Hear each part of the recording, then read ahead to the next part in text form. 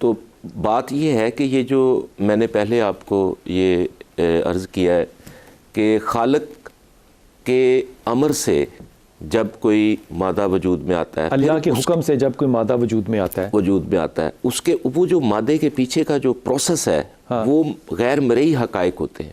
یہ ساری کی ساری جو اللہ نے مادے کو وجود میں لانا ہے، اس کے لیے اس کا کن کہنا جو ہے وہ امر ہے، وہ کام ہے. اللہ کا آپ کہہ رہے ہیں کہ یہ میٹا فزکس ہے جی، اور اس کا اطلاق پھر اللہ نے انسان کو نائب بنایا، اور پھر انسان اپنی ذہنی کاوشوں سے اس کے ذہن پر روحانی کیفیات اثر کرتی ہیں اور وہ پروسیس کرتا ہے.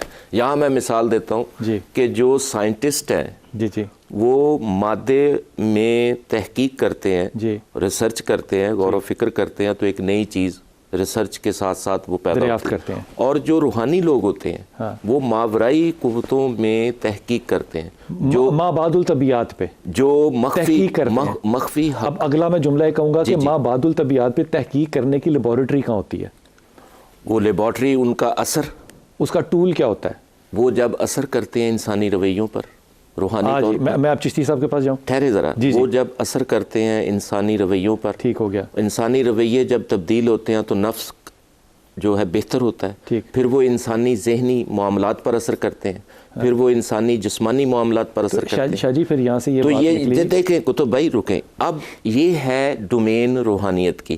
اب یہی روحانیت کی نکل نہیں رہی نا. نہیں اگر یہ روحانیت کی ڈومین نکلتی تو ایک فتوے پہ سارا ملک جو ہے وہ ختم ہو جاتا ہے. روحانیت کا اثر تو نظر آیا نا. روحانی بندے کا کام، کوئی حلال کہہ دے حرام کہہ دے سارا ملک. روحانی فتوے کا کام، روحانی بندے کا کام فتویٰ نہیں ہے، تبدیلی انسان کے اندر کے رویے پہ اثر انداز ہونا. ایک فتویٰ اثر انداز کرتا ہے نا، فتویٰ علمی طور پر. علامہ بشیر نے فتویٰ دیا، سارا عراق لڑنے چلا گیا، تبدیلی آئی نا، اثر ہوا نا. روحانی انسان ایک ہیلر کی طرح ہوتا ہے جو ہیلنگ دیتا ہے. کس چیز کو؟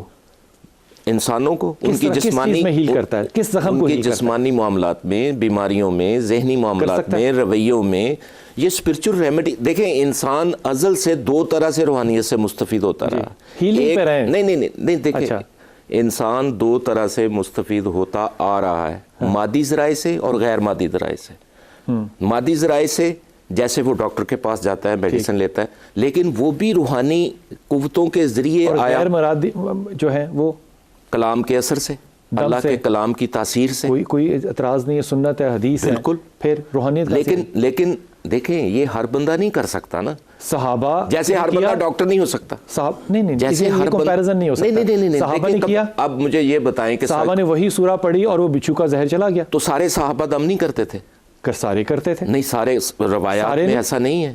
نہ کریں ایسا. دیکھیں ہیلنگ کا کام اللہ کے رسول نے حکم دے دیا وہ سب پہ فتویٰ لگتا ہے. کر سکتے ہیں، لیکن روایات میں ایسا نہیں آتا کہ سب کے سب صحابہ. کچھ صحابہ حافظ تھے، کچھ صحابہ مفسر تھے، کچھ صحابہ محدث تھے، کچھ صحابہ جو تھے وہ. یہ ڈومینز ہیں کتب بھائی.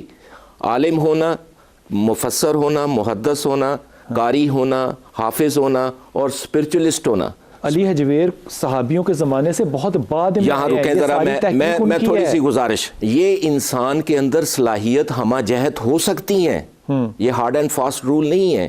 ایک اسپرچولیسٹ ہمہ جہت صلاحیت کا مالک ہو سکتا ہے، جیسے غوث پاک تھے، جیسے داتا حضور تھے، لیکن یہ نہیں ہو سکتا. اب کسی کے اندر صرف قرآن پاک کی تفسیر کی ڈومین ہے، محدث کی. کوئی بھی کوالٹی ہو تو وہ اسپرچول ہے. اس کی روحانی قوتیں اس کو اس طرف لے گئیں کہ وہ قرآن کو بیان کرے. آپ سمجھنے کی تھوڑا سا کوشش کریں کہ یہ میں کیسے سمجھنا ہے. میں چشتی کو شامل کر لوں، مجھے اردو میں سمجھائے گا. نہیں دیکھیں اردو میں چشتی میں آ رہا ہوں، دیکھیں میری بات سنیں. چلے ٹھیک ہے. چشتی مجھے یہ بتاؤ کہ یہ جو روحانی قوتیں ہیں بھائی مجھے سمجھا دو، یہ کیا چیز ہے؟ ابھی تک ہم فیض تو پہنچا نہیں سک رہے، مجھے قوتیں سمجھا دو روحانی کیا ہیں.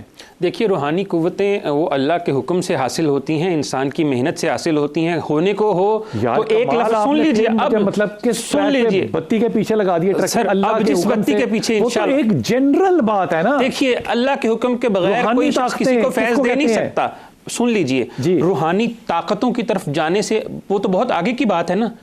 ہمیں پیچھے کی نہیں سمجھا پا رہے آپ آگے کی طرف جانا ہے. ایک لفظ سے تقدیر بدل جاتی ہے, ایک لفظ سے فیض مل جاتا ہے. اسماء الحسنہ میں سے ایک اسم سے جو ہے نا وہ انسان کی جو ہے وہ ساری حاجتیں پوری ہو جاتی ہیں. کیونکہ سن لیجیے اللہ اور بدلنے والا میں خدا کا نام سن لیجیے نا, اب سن لیجیے, کیونکہ اس حرف کے پیچھے جو ہے وہ اللہ کی طاقت ہوتی ہے, روحانی طاقت ہوتی ہے, ڈیوائن انرجی ہوتی ہے جو اللہ نے اس حرف کے اندر رکھی ہوئی ہوتی ہے, اس اسم میں رکھی ہوئی ہوتی ہے, اس آیت میں رکھی ہوئی, سن لیجیے, اس آیت میں رکھی ہوئی ہوتی ہے جو کہ ایک بندہ پڑھ رہا ہوتا ہے, ذکر کر رہا ہوتا ہے, اس کے ذکر کی وجہ سے جو اللہ کی طرف سے اس کے اوپر جو ہے وہ روحانیت اور اللہ کی طرف سے جو رحمتیں نازل ہو رہی ہوتی ہیں وہ اسے بیدار کر رہی ہوتی ہیں, اس سے وہ لوگوں کو. میرے مرشد رسول پاک صلی اللہ علیہ وسلم بازار میں جا رہے ہیں, ابو ہریرہ جو ہے وہ راستے میں کھڑے ہیں, پوچھا کیا پڑھ رہے ہو, کہا لا حول ولا قوت الا باللہ پڑھ رہا ہوں, کہا پڑھا کرو, اس سے 99 بیماریاں دور ہوتی ہیں. اب اس میں کون سی روحانیت ہے؟ سنت رسول ہے پڑھنا. سر یہ لا حول ولا قوت الا باللہ نہیں پڑھیں گے کیونکہ حدیث اتنی ہے,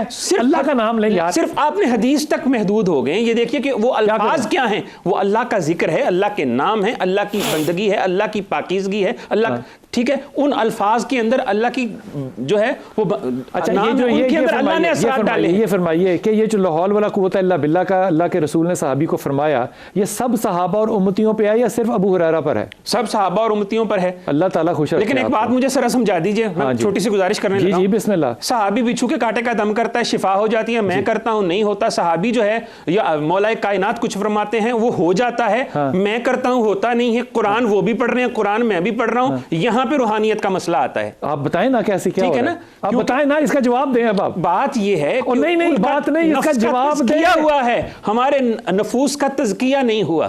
ایک آیت ایک صحابی پڑھتا ہے, شفا ہو جاتی ہے. اچھا شفا ہو جاتی ہے. ادھر مفتی صاحب, علامہ صاحب, بابا جی, پیر صاحب سب پڑھتے ہیں, کچھ بھی نہیں ہوتا. کیوں بھائی؟ کیوں نہیں ہوتا؟ قرآن تو وہی ہے, آیتیں وہی ہیں. صرف کرنے والا جو ہے اس کا تزکیہ نفس ہوا ہو, پھر وہ کرے تو سب کچھ ہو جاتا ہے. اچھا شاہ جی مرشد پاک, میں آپ کے اس جملے سے شدید اختلاف کرتا ہوں کہ میں قرآن پڑھتا ہوں تو اثر کیوں نہیں ہوتا. قرآن کا وہی فیض ہے, جو پڑھتا ہے ہوتا ہے.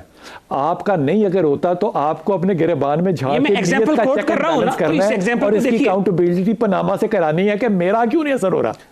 سارے پاکستان کا کیوں نہیں ہو رہا؟ ہندوؤں کا کرما پڑھیں تو اس کا اثر ہوتا ہے. سر کرما یہ ایسی بات نہیں ہے, اللہ کے کلام کو آپ کہہ رہے ہیں کسی کا ہوتا ہے کسی کا نہیں ہوتا. ٹھیک ہے, کچھ بھی پڑھ لیں ہوتا ہے, یہ ان کا ایک عقیدہ ہے. ہم پڑھتے ہیں بہت ساری, کیا خانقاہوں پر لائنیں لگی ہوئی نہیں نظر آتی, لوگوں کو فیض نہیں ملتا, لوگوں کی درگاہوں سے فیض نہیں ملتا.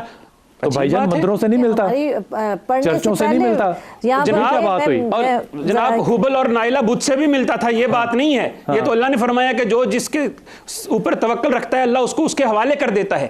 یہ بات نہیں, حبل اور نائلہ بتوں سے بھی لوگوں کو بیٹے اور بیٹیاں ملا کرتے تھے, ایسی بات نہیں ہے. عقائد تو ان کے بھی تھے, لیکن یہاں پر بات روحانیت کی ہو رہی ہے کہ روح کو جو ہے وہ پاکیزہ کیسے کرنا ہے, اور روحانیت جب پاکیزہ ہوتی ہے تو لوگوں کو تسکین قلبی کیسے دینی ہے. ٹھیک ہو گیا. اب آخری لمحات ہیں شاہ جی, آپ نے فرما دینا ہے کہ روح کی پاکیزگی کے کیا طریقے ہوں گے. بسم اللہ الرحمن الرحیم. روح کی پاکیزگی کے تمام وہ طریقے ہیں جو اسوہ رسول صلی اللہ علیہ وسلم نے ہمیں عطا فرما دی ہیں, جو نبی پاک صلی اللہ علیہ وسلم کے احکامات کے ذریعے ہمیں مل چکے ہیں. اچھا, ہم نے ایک مثال بھی دیتے ہیں تھوڑی سی. ہم نے 5 وقت کی نماز پڑھنی, اس سے روح پاک ہوتی ہے. اس سے روح پاک ہوتی ہے, ٹھیک ہوتی ہے.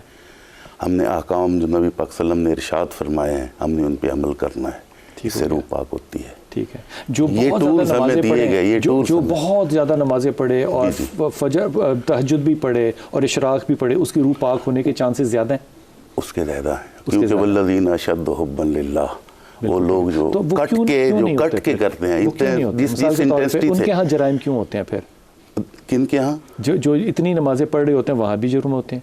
وہاں بھی جرم ہوتے ہیں, لیکن بات یہ ہے کہ بات صرف یہ ہے کہ آپ ایک عمل کر رہے ہیں حکم مان کے, آپ حکم مان کے عمل کر رہے ہیں, ایک عادتاً آپ کر رہے ہیں. عادت نہیں بنانی, عادت نہیں, اس کو اللہ کا حکم جان کے کریں. جب آپ مان رہے ہیں کہ اس کا حکم ہے تو اس کو مان کے پڑھیں بھی. شاہ جی یہ بات آئی نا, ٹھیک ہوگی نا, وقت بالکل ختم ہو چکا. اللہ کا حکم مان کے کریں, صرف عادت بنا کے نہ کریں, اور اللہ تعالیٰ سے دعا کریں کہ اللہ تعالیٰ آپ کی زبان میں, خیال میں برکت اور ہدایت ڈالے. آمین ثم آمین یا رب العالمین.